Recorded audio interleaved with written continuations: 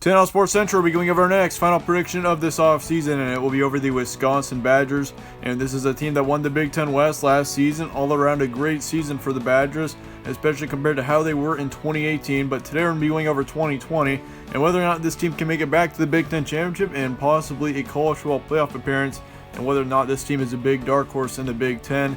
That's what we're going over here today. We're also going to be going over your returning production along with a full prediction on every game on Wisconsin's schedule.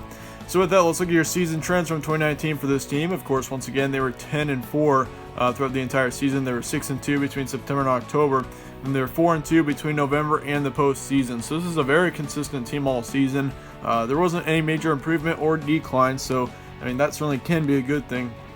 But yeah, some of their key wins last season, of course, they started off the season really hot. They had a couple of major wins. This defense looked like one of the best in the country, especially after that Michigan game. I mean, they held Cherry Patterson and that offense to only 14 points. They won that one 35-14. Also had a shutout against Michigan State, 38-0, good win there. And they also had a good win against Iowa, 24-22. And of course, Iowa at that point in time, I believe was they were actually really on the rise at that point. They were a pretty hot team at that point in the season, so that was a good win for Wisconsin there. They also had a good win at Nebraska, 37-21, and they also had that huge game against Minnesota on the road, 38-17.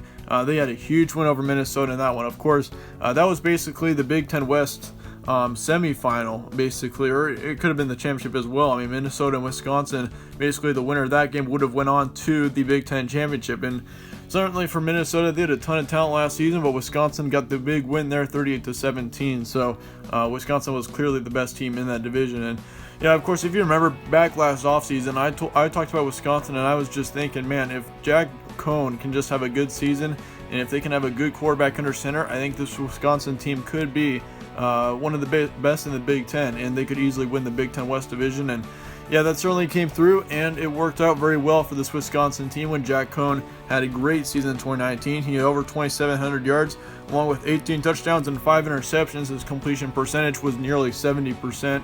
So Jack Coan all around had a great season in 2019, and I expect him to be a top 3 quarterback in the Big Ten in 2020. I think he still has a tremendous amount of upside, and considering he's able to put up over 2,700 yards in his first really full season of action, it was very impressive by Jack Coan, and that is a huge bright point for this Wisconsin team going into 2020. However, the big downside is going to be the running back Jonathan Taylor. Of course, he is no longer with Wisconsin for the 2020 season. He was a major running back, and I consider him to be one of the best in the nation last season. He had 2,200 yards and 26 touchdowns last season. Very, very impactful player for Wisconsin last season. He had over 2,000 rushing yards alone.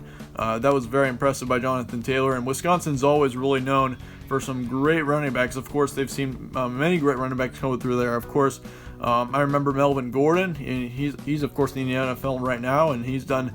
He already had some pretty great seasons in the NFL, and we have also seen Montee Ball could be another great running back that this team has had in the past. And Jonathan Taylor would just be one of them. Of course, they do lose their top receiver, Quintez Cephas, as well, which that does concern me a bit. Of course, he had just over 900 yards and 7 touchdowns last season, so that does concern me a little bit there. But they do return their second receiver in Kendrick Pryor, which he didn't have near as big of an impact that Cephas did, but of course, he still had a decent season. And then we also see they return their running back / receiver, Garrett Groshek, which of course, he's another player that didn't have as big of an impact on this team, but he still was able to put up 480 yards and 2 touchdowns last season. And Kendrick Pryor kind of had the same amount of stats as him. Of course, he had 460 yards and 2 touchdowns. And so once again, Kendrick Pryor did not have as big of an impact, but I do expect him to probably be right up there with one of the best receivers on that team next season. Of course, they got a couple of really good recruits coming in for Wisconsin, so you got to watch out for that. But all around, they also returned their tight end Jake Ferguson, which that's going to be a big return, especially for that offensive line. He was a big player for this team last season, putting up over 400 yards and 2 touchdowns last season. And as far as the offensive line goes, they lose 2 on there, so that's not terrible. And really, the only losses on this defense include 2 linebackers. So this defense is looking very, very good heading into 2020. And this defense already was pretty good last season. I can imagine that they're probably going to be one of the best in the Big Ten, probably a top 3 defense going into 2020, from my opinion. When you're only losing 2 on that defense, that's going to be huge for this Wisconsin team. Brings up the question, chances of Wisconsin winning the division next season. I would say there is a very high chance that they do win the division. Really, I think there's like 4 teams that I would say have a good chance, or even have a chance to win that division. And I would say Wisconsin, Minnesota, and Iowa, and maybe you could throw Nebraska in there if you really wanted to. But I'm not really expecting Nebraska to get up to 9 or 10 wins by any means. But Wisconsin and Minnesota especially, those 2 teams, watch out for one of them.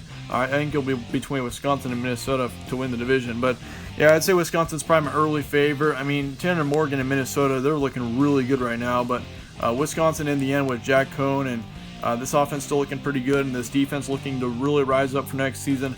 I think they're probably my favorite to win the West Division as far as what I'm seeing right here.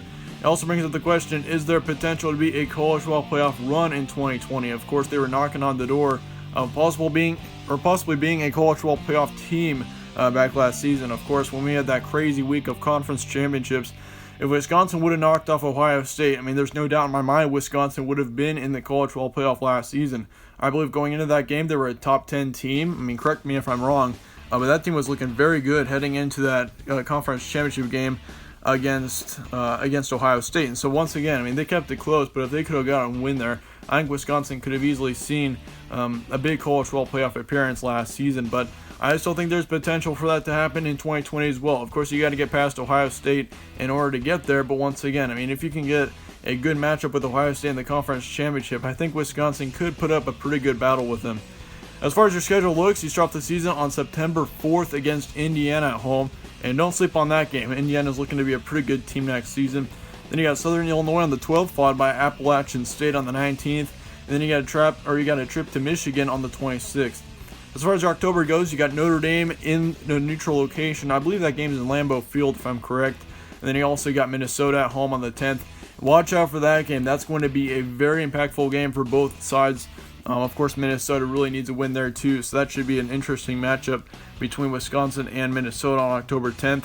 You got a bye week after that, so that's going to really help a ton. Of course, you got a really tough 3-game stretch going into your bye week, so those are going to be 3 of your toughest games between Michigan, Notre Dame, and Minnesota. You got to watch out for those. But yeah, you come off your bye week and you play Maryland on the road. Then you got Illinois at home, followed by Northwestern, Purdue, Nebraska, and Iowa. So really your toughest part of your schedule, I would say, is your late September into October. But nonetheless, here's what I'm expecting out of your September. I think you go 3-1 through September. I think you get 3 wins with Indiana, Southern Illinois, and Appalachian State. And of course, those are highlighted in green, so I expect Wisconsin to win them by at least 14 points. But that Michigan game there, that's going to be a tricky one, I think. I mean, Michigan's always a really tough place to play. They've got a great home field advantage. And I think with it being kind of earlier on in the season and with it being Wisconsin's first road game, it's going to be a brutal one for Wisconsin. I think Michigan does kind of get revenge on Wisconsin for their loss last season. I think it's very close. I mean, I don't expect it to be a blowout by any means, but I think Michigan just in the end gets the win over Wisconsin there on the 26th. As far as your October goes, you're going to get a couple of major wins in your October. I think you come off of that loss against Michigan absolutely on fire. I think you get a huge win against Notre Dame in Lambeau Field on October 3rd. Of course, Notre Dame next season should be a top 25 team. So that's going to be a big win to your resume builder. And of course, you got Minnesota too on the 10th. As I said before, that's going to be a huge game for both sides. And I think Wisconsin gets the win in the end. I think it's going to be a close game. Once again, I expect it to be neck and neck pretty much the entire way. But I think with Wisconsin being at home in that one, that's going to give them a huge home field advantage. I mean, Wisconsin in general and Camp Randall, it's a really tough place to play, especially if you've got a night environment to deal with. So I think Wisconsin gets the win there in the end over Minnesota. And then you got Maryland and Illinois. Both of those games are going to be easy wins, in my opinion. I don't think you really should have any problem with those. So going into your November, you're looking at 7-1. I think this Wisconsin team at that point in the season is looking like possibly a top 15 team. I mean, if you get wins over Notre Dame and Minnesota, I think this Wisconsin team could easily be a top 15 team going into your November. And here's what I'm expecting. I think you get a very close game or a close win over Northwestern. I think that game's going to be a tricky one. I think Northwestern is a team a lot of people are sleeping on in 2020 as well. I mean, last season, I have no idea what happened to that team last season, but I mean, if you look back at 2018, that team had a ton of talent. I mean, they made it all the way to the Big Ten Championship. They actually won the West Division in 2018. It's hard to believe at this point. but that team certainly still has a ton of talent, I think, going into 2020. I mean, they're going to be much more experienced. They were just a very young team in 2019. And so, yeah, they're going to be a lot more experienced next season. Watch out for that game. But I think you also get a win against Purdue on the road. I think that one's also going to be a close one. And I think you also get a win against Nebraska at home. I think with that game being in Camp Randall, that's going to help them a ton. But maybe if you're Nebraska on the road on the 21st, I think Nebraska would have actually a pretty good chance of winning that there because Wisconsin would be coming off of two pretty tricky games. But I do think you take a loss at Iowa on the 28th in Iowa City. I think that the Iowa team honestly could easily make it up to 8-9 wins next season. So they're going to be pretty hot going into that game, I believe. And Iowa's always a very tough place to play, especially towards the end of the season. I mean, they've pulled out some pretty big upsets. I mean, if you remember back a couple years ago, they absolutely crushed Penn State's playoff hopes. And I believe last season they also had a big upset, and then they also, they beat Minnesota last season, and then I believe in 2017, if I'm correct, they beat Michigan. So that team's had at least one big upset every season at that stadium. And so I think for Wisconsin, I think that's going to be a tricky game. I think Iowa gets the win there on rivalry weekend on the 28th. So your record prediction, 10-2. I still think that's a pretty good record. I think they're going to go 10-2 no matter what.